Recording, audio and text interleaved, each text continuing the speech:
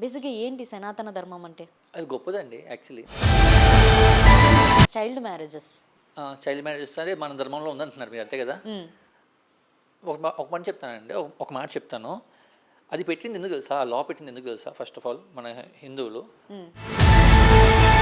మీకు ఎప్పుడన్నా అప్రోచ్ అయ్యారా ఎవరైనా మత మార్పిడి చేసుకోండి ఇలా బేసిక్గా మాట్లాడడం కానీ? నేను చదివినప్పుడు చిన్నప్పుడు నా స్కూల్లో ముస్లిం స్కూల్, ఓకే, ముస్లిం స్కూల్లో చదువుకున్నాను. చదివాను. ఓకే. Okay, beef తినమన్నారు.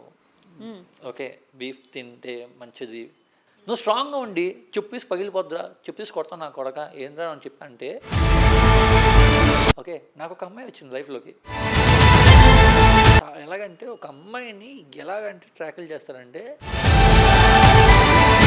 ఇక్కడ ఇంకోటి చెప్తాను చూడండి. ఈ గ్రూప్ ఉంటుంది, ఈ గ్రూప్లో ఒక అమ్మాయిని ఒకటి పట్టేస్తాడు.